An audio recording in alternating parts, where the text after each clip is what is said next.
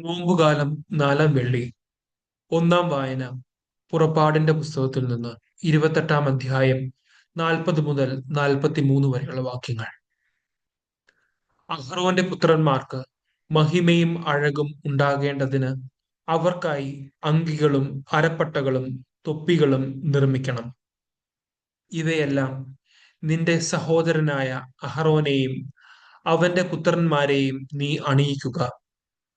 അവർ എനിക്ക് പുരോഹിത ശുശ്രൂഷ ചെയ്യേണ്ടതിന് നീ അവരെ അഭിഷേചിച്ച് നിയോഗിക്കുകയും വിശുദ്ധീകരിക്കുകയും ചെയ്യുക. അവരുടെ നഗ്നത മറയ്ക്കാൻ ചണത്തുണി കൊണ്ട് അര മുതൽ തുട എത്തുന്ന കാൽച്ചട്ടകൾ ഉണ്ടാക്കണം. അഹ്റോനും പുത്രന്മാരും സമാഗമ കൂടാരത്തിൽ പ്രവേശിക്കുകയോ വിശുദ്ധ സ്ഥലത്ത് ശുശ്രൂഷ ചെയ്യുന്നതിന് ബലിപീഠത്തെ സമീപിക്കുകയോ ചെയ്യുമ്പോൾ ഇവ ധരിക്കണം. ഇല്ലെങ്കിൽ അവർ കുറ്റക്കാരായി തീരുകയും മരിക്കുകയും ചെയ്യും. ഇത് അഹ്റോനും സന്തതികൾക്കും എന്നേക്കുമുള്ള നിയമമാണ്. രണ്ടാം വായന സുഭാഷിതങ്ങളുടെ പുസ്തകത്തിൽ നിന്ന് 20-ാം അധ്യായം 5 മുതൽ 9 വരെയുള്ള വാക്യങ്ങൾ.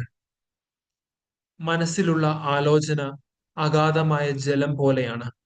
ഉൾക്കാഴ്ചയുള്ളവന് അത് കോരിയെടുക്കാം. തങ്ങൾ വിശ്വസ്തരാണെന്ന് പലരും കൊട്ടിഘോഷിക്കാറുണ്ട്. യഥാർത്ഥ വിശ്വസ്തനായ ഒരുവനെ ആർക്കു കണ്ടെത്താൻ കഴിയും? സത്യസന്ധതയിൽ ചരിക്കുന്ന നീതിമാന്റെ പിൻതലമുറകൾ അനുഗ്രഹിക്കപ്പെട്ടതാണ്. ന്യായാസനത്തിൽ ഇരിക്കുന്ന രാജാവ് നോട്ടം കൊണ്ട് എല്ലാ തിന്മകളെയും പാറ്റിക്കൊഴിക്കുന്നു. ഹൃദയം നിർമ്മലമാക്കി പാപത്തിൽ നിന്ന് ശുദ്ധി നേടിയിരിക്കുന്നു എന്ന് പറയാൻ ആർക്കു കഴിയും? മൂന്നാം വായന ഹെബ്രായർക്കെഴുതിയ ലേഖനം 10-ാം അധ്യായം 1 മുതൽ 10 വരെയുള്ള വാക്യങ്ങൾ. നിയമം വരാനിരിക്കുന്ന നന്മകളുടെ നിഴൽ മാത്രമാണ്, അവയുടെ തനിരൂപമല്ല. അതിനാൽ ആണ്ടുതോറും ഒരേ ബലി തന്നെ അർപ്പിക്കപ്പെടുന്നെങ്കിലും അവയിൽ സംബന്ധിക്കുന്നവരെ പൂർണ്ണരാക്കാൻ അവയ്ക്ക് ഒരിക്കലും കഴിയുന്നില്ല. അവയ്ക്ക് കഴിഞ്ഞിരുന്നെങ്കിൽ ബലിയർപ്പണം തന്നെ നിന്നു പോകുമായിരുന്നില്ലേ?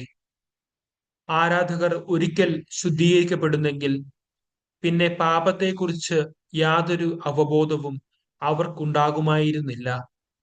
എന്നാൽ ഈ ബലികൾ മൂലം അവർ ആണ്ടുതോറും തങ്ങളുടെ പാപങ്ങൾ ഓർക്കുന്നു.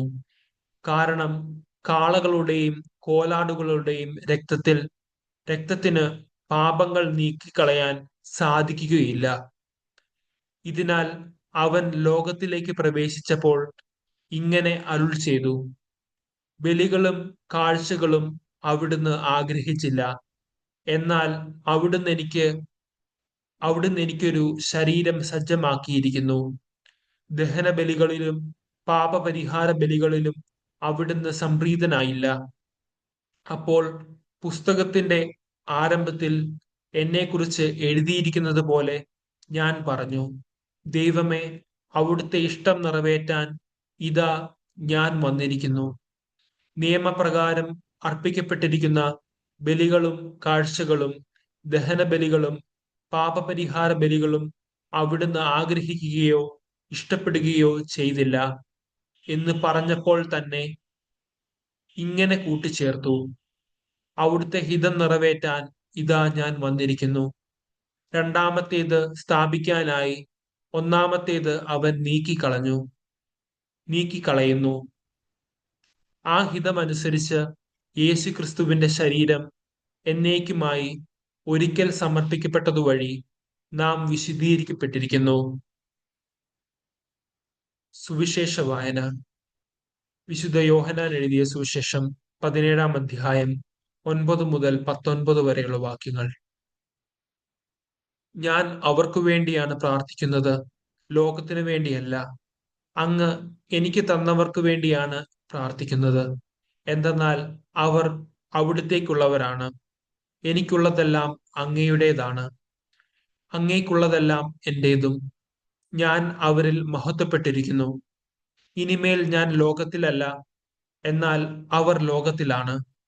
ഞാൻ അങ്ങയുടെ അടുത്തേക്ക് വരുന്നു.